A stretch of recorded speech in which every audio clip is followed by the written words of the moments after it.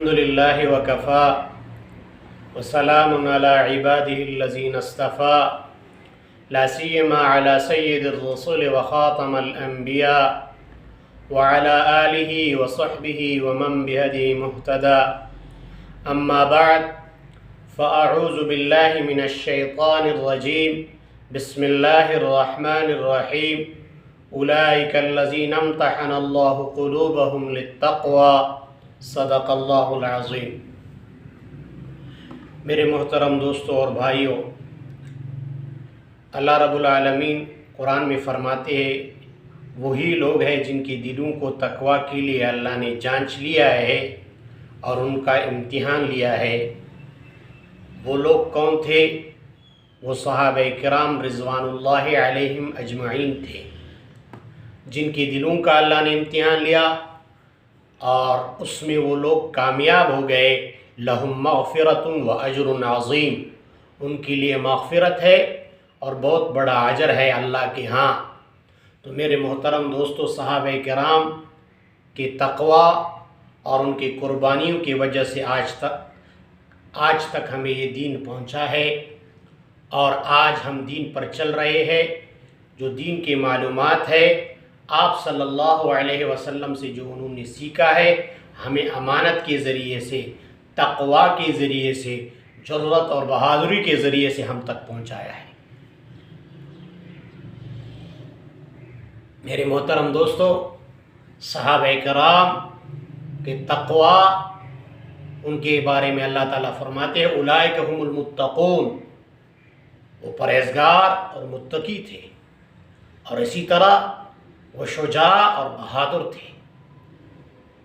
تو میں آپ حضرات کے سامنے ایک صحابی کا واقعہ تذکرہ کر رہا ہوں، اس کا حضرت ابو دجانہ رضی اللہ عنہ، اس کا نام ہے سماک بن خرشہ انصاری رضی اللہ تعالی عنہ۔ ان کے تقوی کا عالم یہ تھا کہ وہ اکثر ہمیشہ رسول اللہ صلی اللہ علیہ وسلم کے ساتھ نماز پڑھتے تھے، پھر فجر کے نماز پڑھ کے پھر آپ صلی اللہ علیہ وسلم کے ساتھ بیٹھتے تھے، اور اس کے بعد اشراق پڑھ کے پھر اپنے گھر چلے جاتے تھے۔ اسی طرح چند دن کے بعد وہ نماز پڑھ کر فوراً گھر چلے جاتے تھے۔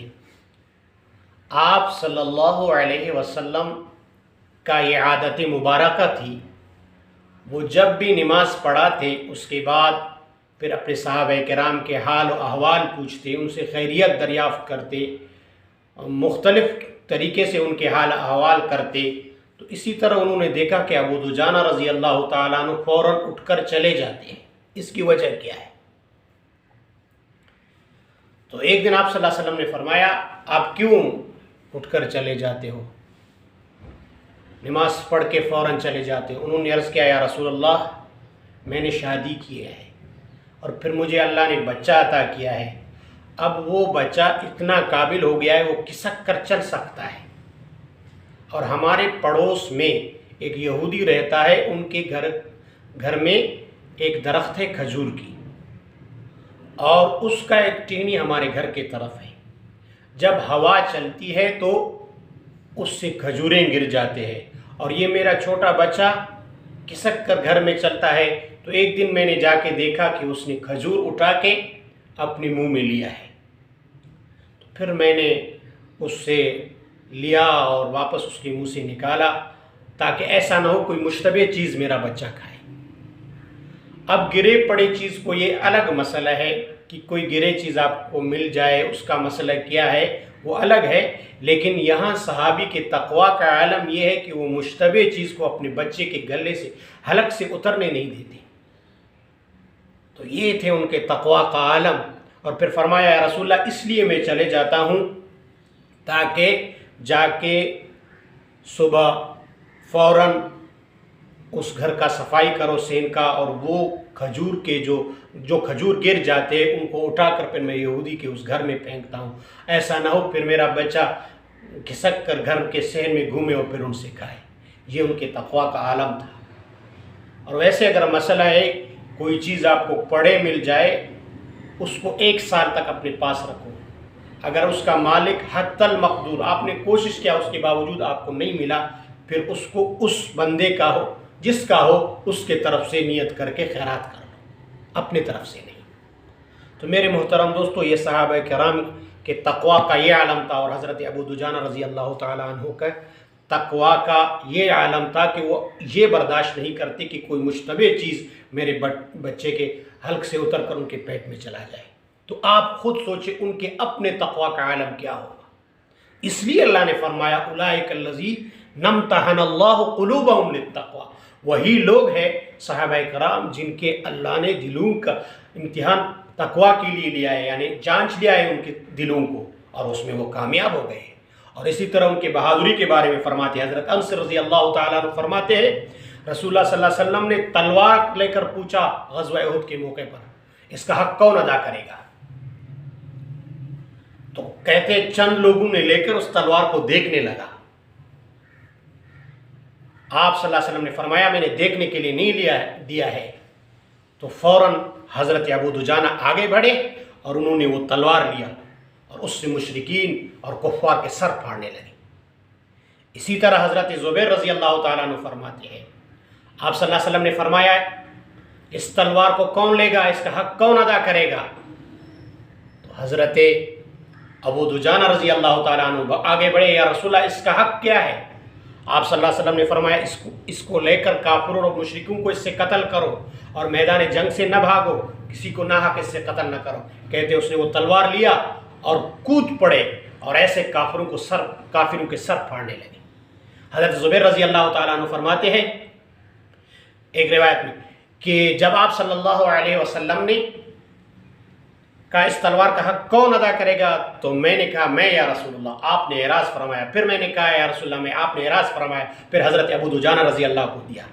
تو کہتے میرے دل میں غصہ ہوا، میں اس کو دیکھوں گا کہ اس نے مجھے آپ صلی اللہ علیہ وسلم نے کیوں نہیں دیا۔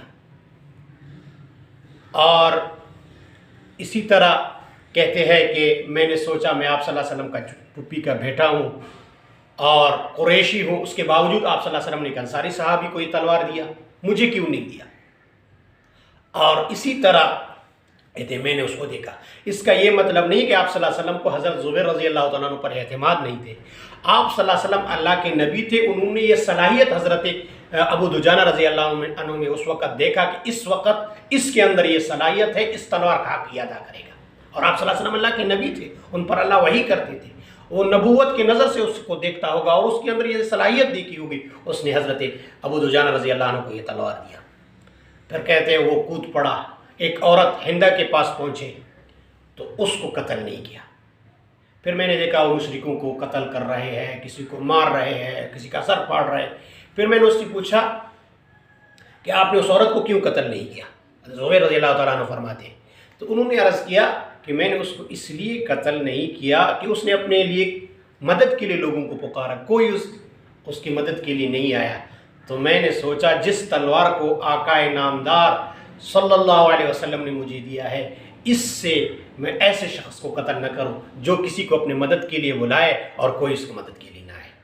پھر فرماتے ہیں ایک صحابی عرض کرتے ہیں کہ میں نے دیکھا ایک کافر ہمارے زخمیوں کو مار رہا ہے اور قتل کر رہا ہے۔ میں نے کہا کاش، اور ایک مسلمان کو میں نے دیکھا وہ کھڑا ہے اس کے انتظار میں نے کہا اللہ کرے ان کا آپس میں مٹبیر ہو جائے۔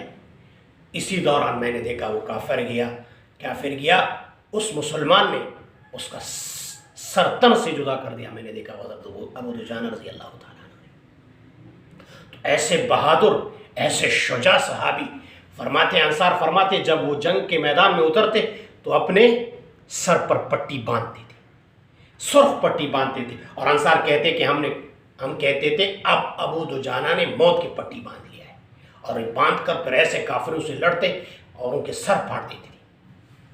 اور فرماتے ہیں کہ ایک کافر مسلمانوں کو یہ کہہ رہا تھا تم قتل کے لیے تیار ہو جو آج بکریوں کی طرح ذبح ہو جاؤ گے۔ تو حضرت کعب کہتے کہ میں نے دیکھا ایک مسلمان کھڑے ہیں اور وہ اپنا چہرہ چھپایا ہوا ہے، میں نے سوچا کاش اس سے ان کا ٹکراؤ ہو جائے۔ کہتے اس سے ٹکراؤ ہو گیا، اس نے تلوار لگا کر اس کی سرنگ سے نکالا۔ میں نے دیکھا وہ کافر گر پڑا اور اس نے منہ سے کپڑا ہٹایا، کہا میں ابو دجانہ۔ تو یہ ان کے تقوی کا عالم۔ ایک دفعہ آپ صلی اللہ علیہ وسلم پر ایک جنگ میں حملہ ہو رہا تھا، کفار اس پر تیر برسا رہے تھے تو ابو دجانہ رضی اللہ تعالیٰ عنہ آپ صلی اللہ علیہ وسلم کے سامنے کھڑے ہو گئے اور آپ صلی اللہ علیہ وسلم سے تیروں کو روکا۔ ایک نے پوچھا آپ نے پیٹھ پر تیر کھایا ہے؟ اس نے کہا کہ آقا میرے سامنے تھے کہ میں نے پیٹھ پر تیر کھایا لیکن اپنے آپ صلی اللہ علیہ وسلم کی دفاع کیا۔ اور فرماتے کہ جب آپ صلی اللہ علیہ وسلم زخمی ہو گئے اور خول وہ جو آپ صلی اللہ علیہ وسلم کے چہرے مبارک میں گئے تو حضرت ابو دجانہ نے اپنے دانتوں کو ڈالا اور اس کو نکالا، اس کے دانت شہید ہو گئے۔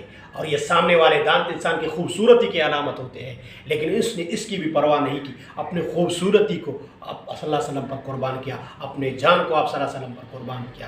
یہ تھے صحابہ کرام جن کے تقویٰ کا، جن کی شجاعت کا، جن کی بہادری کا یہ عالم تھا۔ اللہ تعالیٰ نے ان کو یہ اس لیے فرمایا اولئک الذین امتحن اللہ قلوبہم للتقویٰ، وہی لوگ ہیں جن کے دلوں کو اللہ نے جانچ لیا ہے۔ لہم مغفرۃ واجر عظیم، ان کے لیے مغفرت ہے اور اجر عظیم ہے۔ تو میرے محترم دوستوں، حضرت ابو دجانہ رضی اللہ تعالیٰ عنہ کا تقویٰ، یہ ان کی شجاعت اور ان کی بہادری اور ان کی قربانی کا یہ عالم ہے جو ہر مسلمان کے لیے مشعل راہ ہے۔ اللہ تعالیٰ ہمیں صحابہ کرام کے طریقوں پر چلنے کا توفیق عطا فرمائے۔ وآخر دعوانا الحمد للہ رب العالمین۔